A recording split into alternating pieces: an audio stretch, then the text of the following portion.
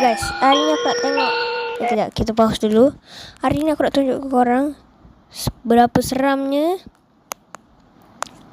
video ni. So kita baca, let's go. Dengar suara ayam di pagi hari, dengar suara ayam di malam hari.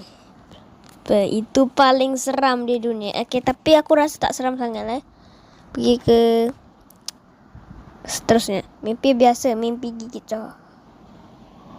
Biasa je. Maksudnya copot tu maksudnya aku tahulah bahasa Indonesia sikit. Copot tu maksudnya tercabut lah. Gigi tercabut. Okay, itu mimpi orang. Sebab itu tanda-tanda orang nak meninggal aku rasa. Mimpi. Okay, malam satu suruh. Di daerah lain. Malam satu suruh di Jawa. Aku tak faham maksudnya apa suruh tu. Tu lagi lihat-lihat TikTok di tengah malam. Tapi muncul video The Boy Red. Maksudnya apa tu? The Boy Red. Aku tak tengok lah cerita Boy Red. Lu dengar azan di tengah malam, tapi lu dengar azan di... Okay, ni paling seram di dunia weh. Aku meremang sumpah. Aku meremang weh. Aku meremang, seram gila sumpah. Mak nangis, bapak nak. Ni tak seram gila. Happy dog, smile. Sumpah ni paling seram bro. Smile dog ni sumpah.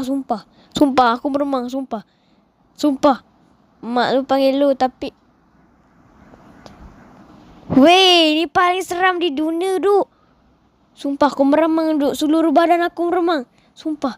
Pada seluruh badan aku meremang. Rambut-rambut aku pun naik. Gila lah. Apa-apa pun korang baca sebab ni seram. Cuba korang teka korang rate.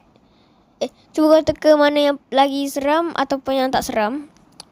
Korang pilih mana yang seram atau tak seram. Aku rasa yang ni, yang terakhir seram. Yang ni seram. Yang tak seram. Yang ni seram. Okay, ni seram. Tak seram. Okay, ni seram Yang pertama ni seram Apa-apa pun. Assalamualaikum guys. Warahmatullahi wabarakatuh.